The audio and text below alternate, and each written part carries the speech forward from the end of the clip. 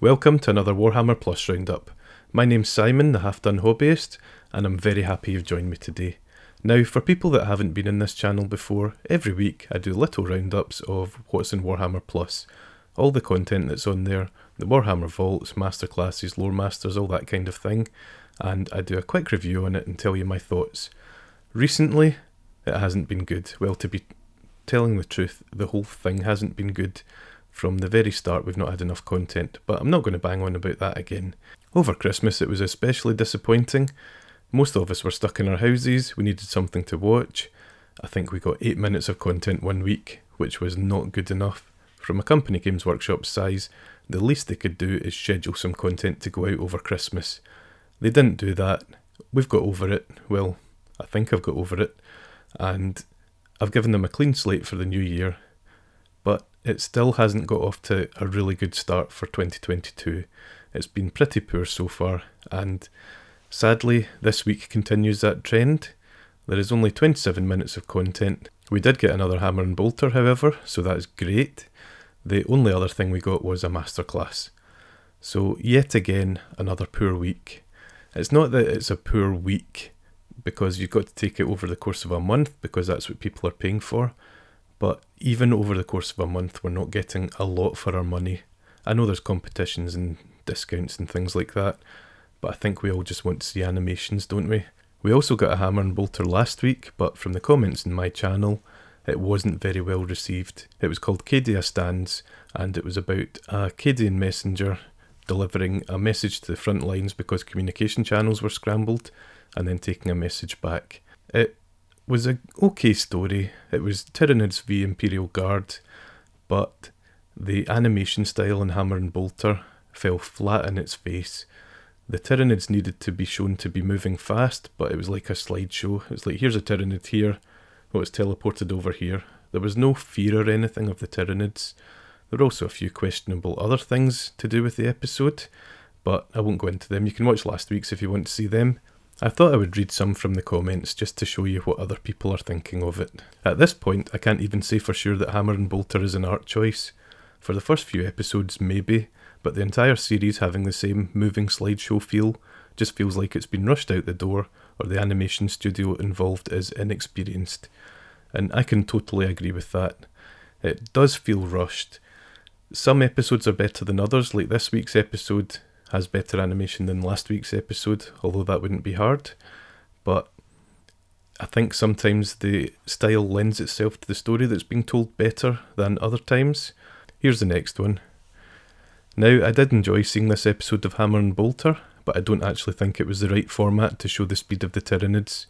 I feel that another style would have suited it more. There were parts that didn't work with the characters, and yet again I agree with that. I don't think, with Hammer and Bolter, with the amount we're getting, I don't think the length of development will be that long, but we can't expect everything to be 3D modelled and have Astartes level animation, but I think we can expect better than this. I have to say, most of these people really do enjoy the animations, but it was just last week's Hammer and Bolter didn't sit right with a lot of people. So this one says, I had a wee laugh at the beginning of the Hammer and Bolter episode this week, but I think it was also due to a limitation of the animation style. It was within the first few seconds of the opening when we get a look at the passing guardsmen from the messenger's point of view, and they just looked like cardboard cutouts. Yet again, that is a valid criticism, because sometimes they just don't bother animating anything that's not part of the main story, so things just look rubbish in the background. Now, of course, these comments were handpicked by me to show how much people didn't enjoy the episode. A few people did enjoy the episode, but equally a lot of people absolutely hated the episode, and a lot of colourful language was used, which I won't repeat here, but safe to say they really didn't enjoy it, and that is also people that have previously enjoyed the content, so I feel these criticisms are valid. You can't make an absolute banger with every single episode, but I feel last week's was very low effort. In other Warhammer Plus news, there's a competition for 20 people to win 6 Hammer and Bolter art prints, so that's a pretty decent prize. You've also probably got quite a good chance of winning it, judging by the amount of people that have cancelled their subscriptions. If you're subscribed, you're already entered. If you're not subscribed, you've got until the end of January. If you decide to subscribe, I would maybe go for the monthly option just so you can cancel it. If you go for the annual, then you'd be a bit of a masochist and you would only get a drip feed of content the same as everyone else has been getting. So it's not quite worth it at the moment, in my opinion. Warhammer Vaults all the way back to 2012. We've got the Deepkin End Times book as well, which is a really good one. Deepkin's a really good character and it's also one of the best models. So I would recommend reading the End Times, even if you're not a fan of Fantasy or Age of Sigmar. Just do something different. They are really good books and it tells you a lot about the setting.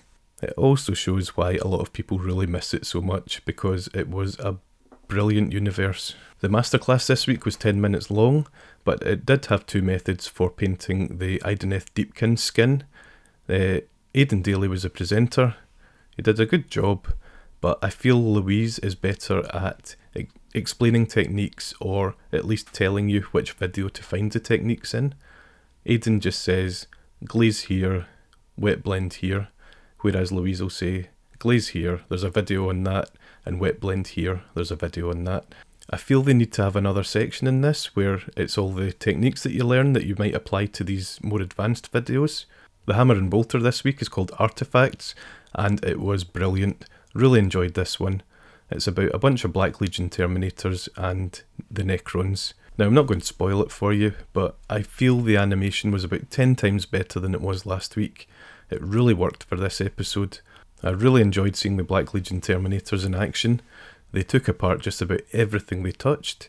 If I had one criticism, it would be that the voices were a bit Decepticon-y.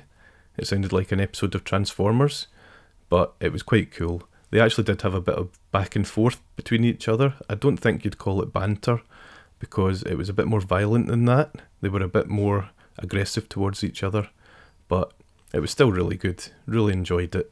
Like I say, don't want to spoil too much, but there are a couple of characters of legend in it, and you don't want to miss seeing them.